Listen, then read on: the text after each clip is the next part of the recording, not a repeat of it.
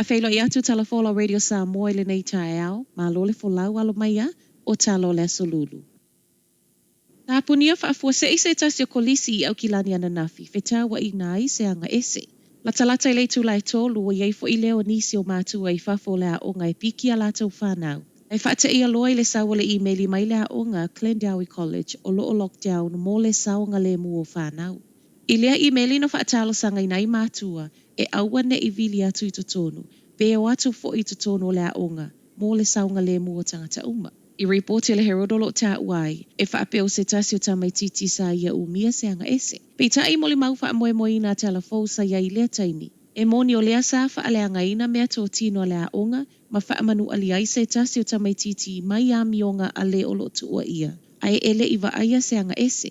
O leo watu ua ia e whaapeo lea na ave ai lava i leo ana nafi. Ma ele o leo lua i taimi lea watu la i mai ai se mea whaapea i lea onga, ta uai le tamai titi lava le nei e tasi. O le masina fo i tālu wai nā lua tua i lea onga ma leanga ese mai a tau wha matau se tasio tamai ta ia onga. O le aia whaau o i se tasio o na tuangane le oti. Ele i manu ia tau mawhai ngā talafou ina ua tau mawhai atu ia i lea onga na nafi.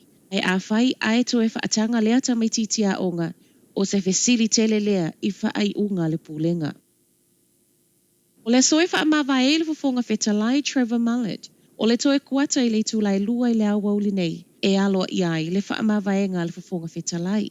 O le wha asalalaunga na sawana nafi. O le wha mawae ai o Mullet o le anga e atuai e avea ma amapasa i ai alani.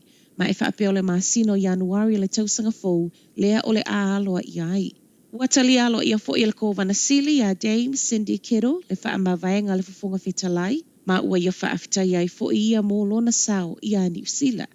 O le tuai lai Mullet o le nofua o le fofonga whetalai le so. O le awhai ai ma le pālota i le awauli nei lava i sā i li ai se isi. E wha awawina lea to whingai pe ona wha amauti no mai i le taitai o le whale, Chris Hipkins. I tō sa fulu 5 tausanga o le tina au kilani o loo tau sā i lia nei. I reporti e wha apeo le tai au na nafi na amata sā i lia mai ai tangi sia sane livi po o sia o loo tele i nei loa ai o mangele. E le i loa tangi sia o loo ia la e ina se miti a fulanu paepae. Jacket lanu uliuli, malona ofu vai lanu ena. Mai leo o loo popole lo na ainga, ma ua wala au mai ai tangata mo se fesoa soani. Vision New Zealand o le ingoa leo le pāti wa wha amauti no mai lo na taitai i a Hannah Tamaki o le ātau vai le whainga pālota o le tausanga fou. I se pepo wha amtalanga o loo wha asila lo ia mai ai Hannah lo na tali tonunga ma o loo loto tele i tau mawhainga le pāti.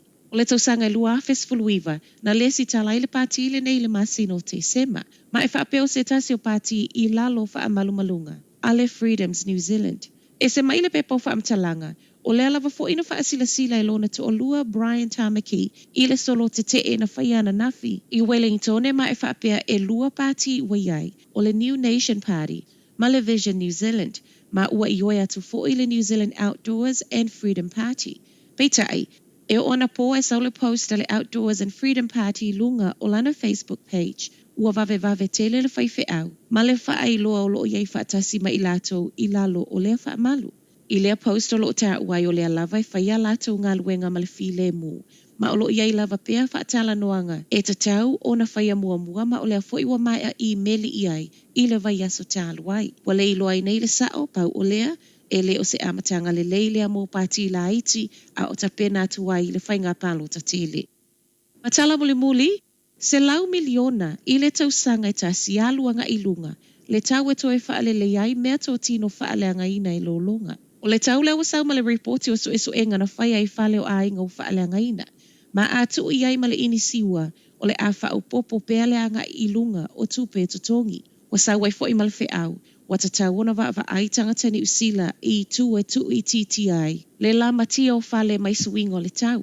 Ono le tele o whale ni usila wa sau malea reporti. Whaapea e tasi tesi ono miliona o lo whaingo o fia na la matia i lolonga. Ona e tu la lata i vai tafe. O tako le vaengo ni usila o lo whaatu langa mai e maua lunga tele le la matia. Tala nao le tai au, manuia le nei aso.